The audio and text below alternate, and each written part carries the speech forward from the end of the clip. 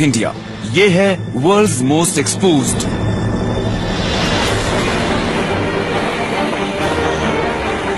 कुछ जगह ऐसी होती हैं जहां पर रेलवे ट्रैक्स बिछाना अच्छा आइडिया नहीं होता, जैसे कि लहरों से भरे समुद्र के बीच। ये सोचकर हैरानी होती है कि ये रेल ब्रिज अभी तक टिका कैसे हुआ है। इस रेल रोड ने इतनी ज्यादा मुसीबतें झेली हैं कि आप इसके बारे में सोच भी नहीं सकते। इस ट्रैक का सबसे खतरनाक दुश्मन है इंडियन ओशन। ऐसे ट्रैक पर कोई ट्रेन अगर पटरी से उतर जाए तो बचने की उम्मीद ना के बराबर होगी। ये एक चमत्कार ही है कि ये अभी तक खड़ा कैसे है। Pamban bridge, the world's most exposed railway.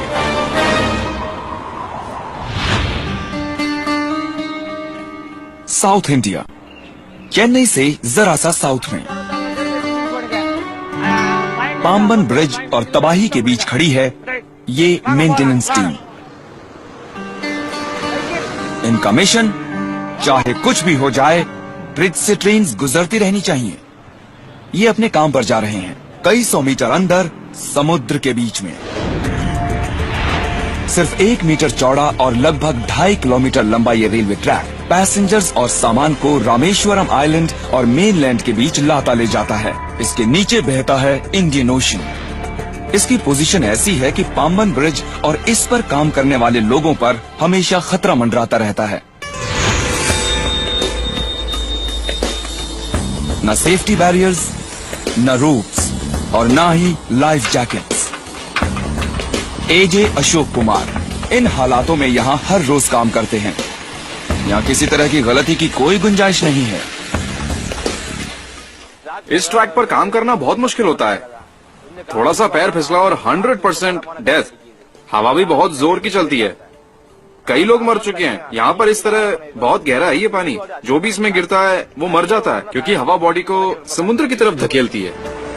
इस लोहे के ब्रिज का सबसे बड़ा दुश्मन है जंग। इसको बहुत कुछ झेलना पड़ता है। तेज हवाएं, लहरें, salt water, air pollution, highly corrosive elements. इसलिए इसे ठीक रखने के लिए बहुत ज्यादा मेंटेनेंस की जरूरत पड़ती है। इसको जंग से बचाने के लिए अशोक हर रोज इस ट्रैक के सबसे ज्यादा जंग वाले हिस्से को उखाड़ते हैं और पेंट से सील कर देते हैं। लेकिन यहाँ पर इन्हें सिर्फ अपना पैर फिसलने की चिंता ही नहीं होती, क्योंकि जिस वक्त ये क्रू यहाँ पर काम कर रहा होता है, इस पर से ट्रेन्स गुजरती रहती हैं और उस वक्त सबसे पास वाला सेफ्टी प्लेटफॉर्म 30 मीटर की दूरी पर हो सकता है।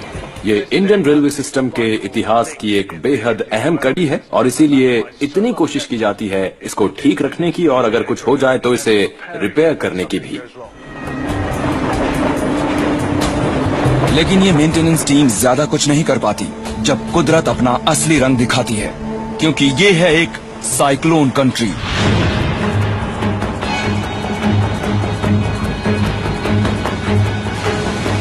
और जब कोई साइक्लोन समुद्र में उठता है तो लोकल सिर्फ ये दुआ कर सकते हैं कि इस ब्रिज को कुछ न हो। एस कैलेसेल्वम को याद है कि 22 दिसंबर 1964 को क्या हुआ था जब एक साइक्लोन आया था।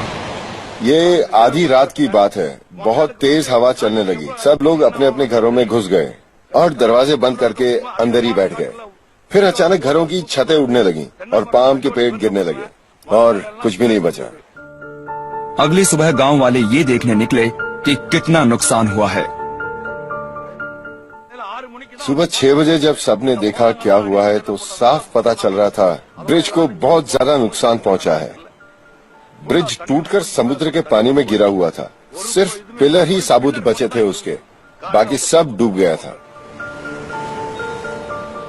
ये ब्रिज जो 1914 से यहाँ था अब टूट चुका था। ये बात सच है कि बहुत से गांवों में भी भारी तबाही मची थी, पर इसके बावजूद सबसे पहले इस ब्रिज को बनाया गया। हैरानी की बात है कि सिर्फ 46 दिनों में पुराने ब्रिज के बचे हुए हिस्सों पर एक नया ब्रिज बना दिया गया। जिन्होंने ये ब्रिज बनाया था, आज उनकी नेक्स्ट जनरेशन इसकी देखभाल कर रही है। ये सच में काबिले तारीफ की बात है कि ये रेलवे अब भी इस्तेमाल होता है। ये एक सबूत है इस बात का कि जिन इंजीनियर्स ने इसे बनवाया था वो सच में कमाल के लोग थे, और जो इसे मेंटेन कर रहे हैं वो भी कुछ कम नहीं है। आज का दिन अच्छा रहा। कल ये फिर से यहाँ वापस आएंगे और अपने इस खतरनाक काम में जुट जाएंगे।